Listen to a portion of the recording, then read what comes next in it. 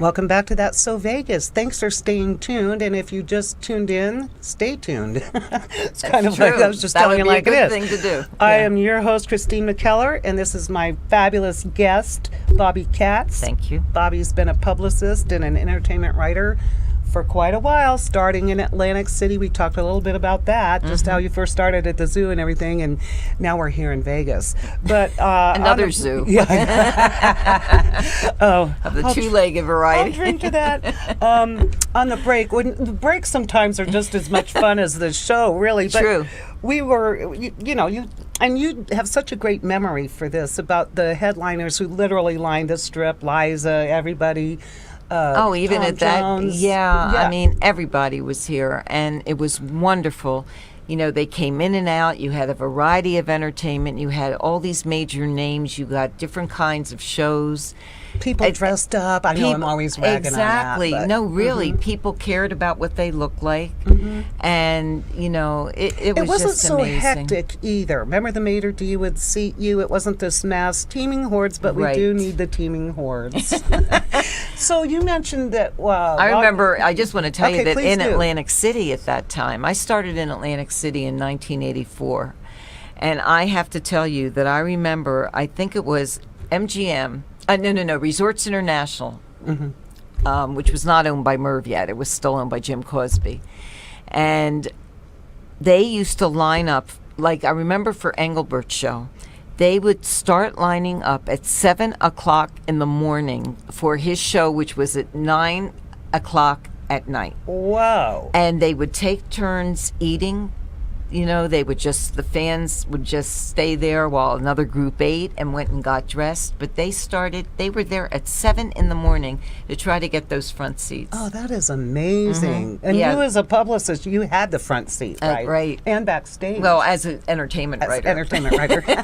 That's right. They had their publicists. Yeah, There exactly. is a hierarchy here, which is interesting, and a lot of people don't. It's kind of an aside here, but we'll get back to a lot of people, viewers or people who attend the shows and tourists, don't understand what really goes on behind the scenes, from the PR companies here in town who are promoting the artists and the restaurants to the writers that they Exactly. reach out to Exactly. distribute that information, whether it's on a website or in a local newspaper or on TV or radio. There's a whole level of a lot of work. It's a lot of work for everybody. Right. Writing those press releases is a lot of work, Right. you know. It's very different than Atlantic City was, Right. though. Oh, Atlantic really? City was more of a community. You know, you got to know everybody. You know, Merv would come and sit with me at a show. I knew Donald. You know, we would go to. He took us. We were sent everywhere. When Donald opened the Donald- plaza, we went to Donald New York. Trump. Right, Donald Trump. Oh, the Donald. Yeah, when he opened his helicopter company, we were limoed up to New York. You know, we went up there for all the fight press conferences. Ah, so you were promoting And we his properties, Yeah, right? and we were on his Khashoggi boat. You know, he would take us for tours of the Khashoggi boat that he had bought. You know, boat. What was it, a $550 million yacht or something? yeah, I don't yeah. know. Uh-huh. But, you know, we really got to go places. All the casinos would take us different places. One time I was sent to Harrah's to do an interview. Well, it was actually a press conference. Harrah's Atlantic City? Yeah. Uh-huh. And they sent myself and another reporter up in a limo. And after the press conference, they said, just take the limo and enjoy yourself all day and There then come you back. And go. that's what we did. Uh-huh. She got her hair done. I went to Macy's. Kind of reminds me of when I was in Newport Beach. There was a really high level of, it was champagne and caviar, not to allude to anybody. Well, that's- back in the day. they you were know, great It in was really, Atlantic yeah. City. It But, was you know, great. things changed. The economy kind of tanked in 2008. That's and I why I'm noticed- here. That's right. Here on my show or here in Vegas? Yeah, no, the economy in Vegas Yeah. tanked around 1999. I mean, in Atlantic City, I'm sorry, tanked in around 1991, and Vegas was still very viable. And my mother passed away in 91. My brother was moving to California. Where he did not stay with his family. But anyway, to make a long story short, I came out here because I wanted to continue doing the live entertainment scene, which is what I have been writing about. So. Yes, and an excellent Yeah. job at that. A thought flashed through my little brain. How would you compare Donald Trump to the Donald today? Donald has always had the same characteristics. I mean, I'm not going to tell you that the ego wasn't what it was, but I mean, but I also had felt a little sorry for Donald. Back then or now? Or then. Okay. I remember going, we were on the Khashoggi yacht. And I remember watching him greet some of his players and having to shake hands with people, and he just looked so uncomfortable. Really? Yeah, because he's got that thing that Howie Mandel has, the germophobia thing, which shocked me when he ended up running for president, because you've got to shake hands with people. I guess you do. Maybe he's wearing gloves, like I those don't know. Science fiction, like cat's fake skin, peel him off kind of. That's pretty interesting. Did he have the same hair back then? I don't recall. Oh, yes, absolutely. And he always wore the same suit. His power suit was always a blue pinstripe suit, and if I remember correctly, a white shirt and a red tie. And Merv Griffin had his own power suit. Right. His was like a white and burgundy deal, Interesting. But they wore the same thing every day. Exactly. Probably they had a number They of probably the had same. about 200 of the same Right. suits. But Boy, that would make life easier. yeah, You don't have to worry about what to wear. I know. And now doing this show, I'm looking at my previous clips going, I've already worn that.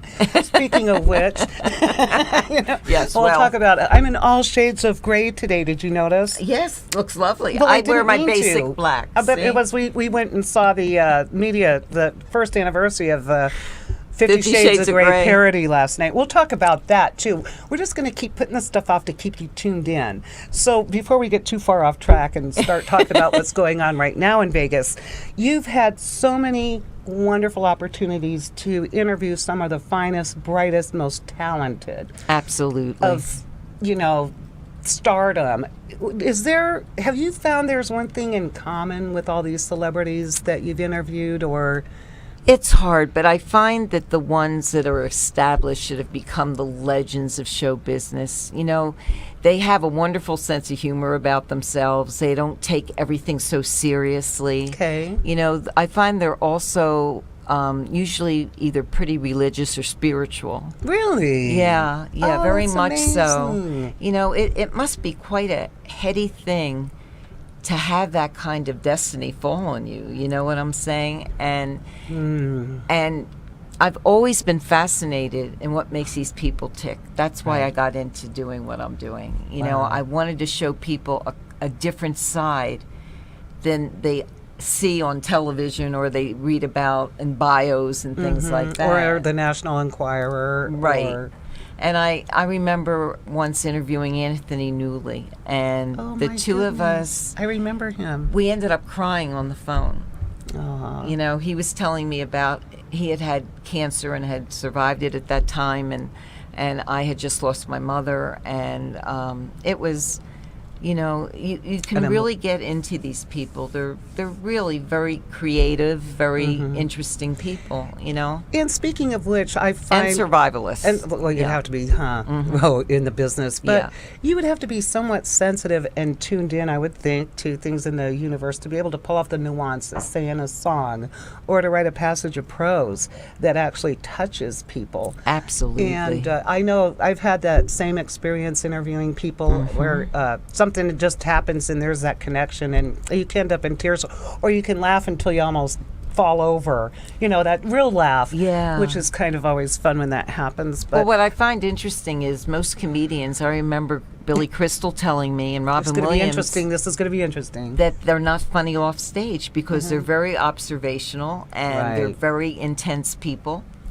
But somehow, and it was like I became very friendly with Lucy Arnaz for a while, and I remember she told me that her mother was not the woman that walked into the living room wearing a loving cup on her head, that she was a great comedic actress, and that her father was actually funnier. Oh, no kidding. Yeah, and most of the stars that I know that are really funny off stage are the singers, those kinds of people. They've got great senses of humor. I've had a couple here in the studio. Yeah. Do I name like Craig Cantor, who just had us in stitches? Yeah. It's really true. I mean, it's like The masters of many trades, actually, but they're all part of that creative stream. Right. It's like a And- lot of the actors, have bands, and a lot of your singers or painters or Exactly. writers. Yes, that's true. I mean, yeah, you we have know- some art of a couple of Yeah. Anthony Quinn's art. Right. And pieces Grace like Slick. that. I mean, just Yes. a ton of It's people. amazing. And then there's the confidentiality. How many times in an interview somebody says this is off the record? And you have It's to- you off have to the listen. record. I Right. actually totally forget that I would have to be reminded if it ever came back up again. You just go, okay, I didn't hear that. No, I Right? don't either. And, Well- and especially when you spend a lot of time in dressing rooms and things like that. We'll talk about that when we Yeah. come back. Shout out to the Red Roof Inn. You want to come back after that. See you in just a second.